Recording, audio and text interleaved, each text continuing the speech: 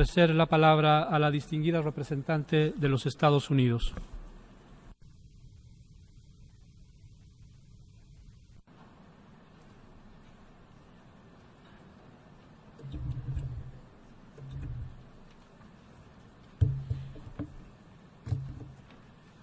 Good morning.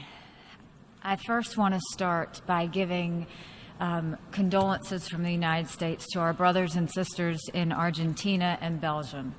They were some of the victims in the terrorist attack yesterday in New York City. And while our hearts are broken, our resolve is strong. This hit our city. This is where we all come together and we work together. But we have to always be strong enough to let them know terrorism won't win. If we stand together, we will once and for all defeat the evil. But thank you very much for your condolences and the support and all of the good wishes that you have sent our way. We certainly do appreciate it.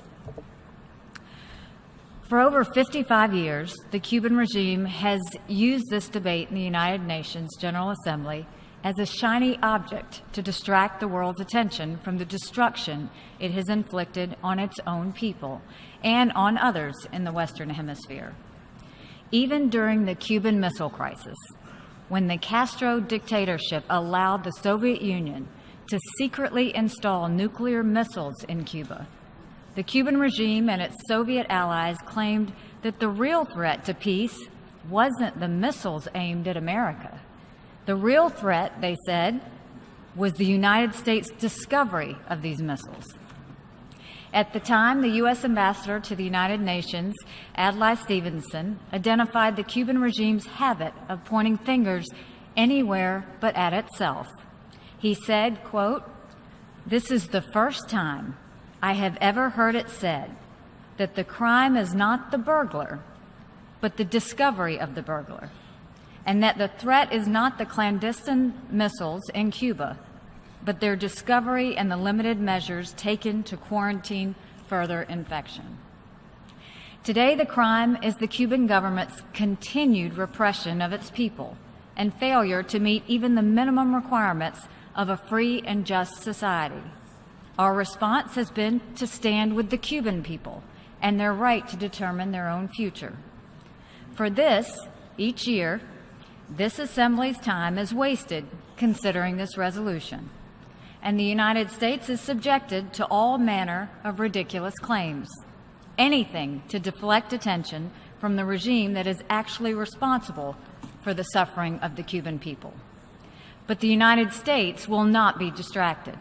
We will not lose sight of what stands between the Cuban people and the free and democratic future that is their right. For that reason, and for the 25th time in 26 years, the United States will vote against this resolution. 1 year ago, the United States abstained when voting on the same resolution. The reason given was that the continuation of the embargo was not isolating Cuba, but was in fact isolating the United States. It is true that we had been left nearly alone in opposition to this annual resolution.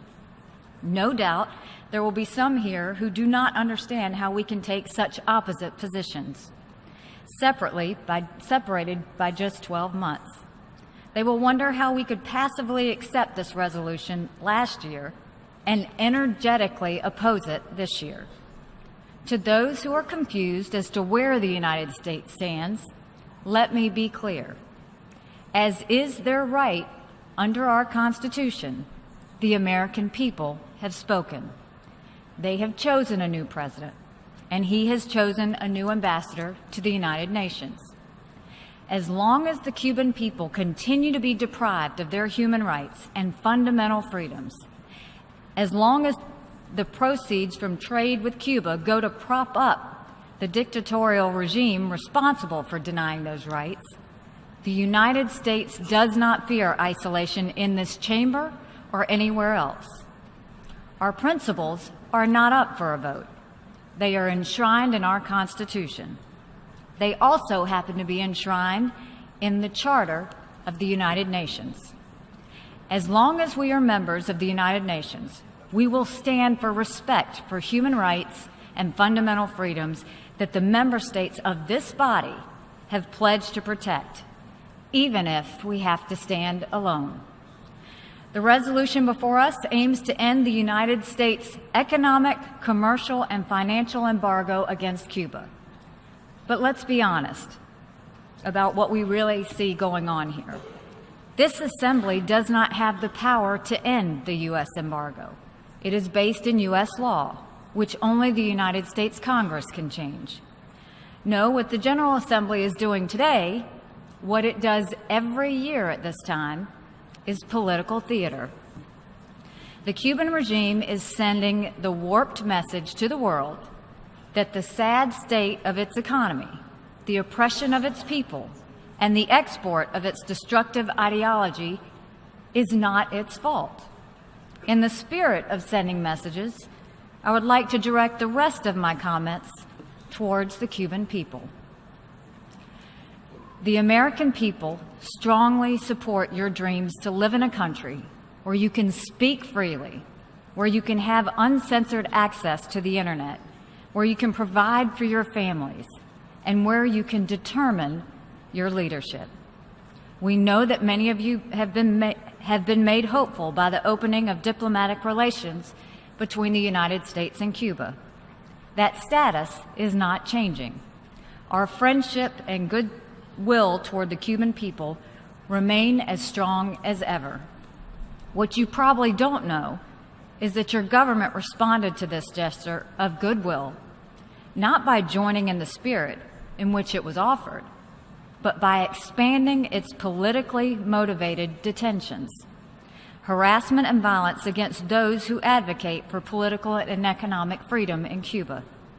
What you cannot know, because your government won't let you know, is that there were credible reports of almost 10,000 politically motivated detentions in Cuba in 2016 alone. That's a massive increase in detentions over recent years. We had hoped our outreach to your government would be met with greater freedom for you. Your government silences its critics. It disrupts peaceful assemblies.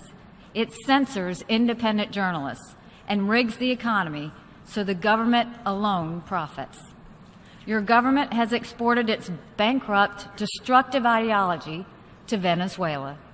It has taught the Maduro regime how to silence journalists, crack down on the political opposition, and impoverish its people. Now millions of Venezuelans join you in being denied their basic rights. As we speak here today, your government is busy choosing the successor to the Castro dictatorship. It is attempting to fool you into believing you have a voice by holding local and regional so-called elections. But the process you are engaged in is not freedom. The results were determined before the first vote was cast.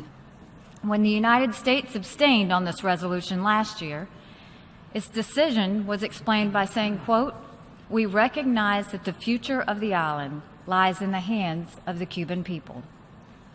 There is a casual cruelty to that remark, for which I am profoundly sorry.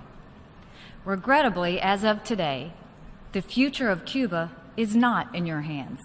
It remains in the hands of your dictators.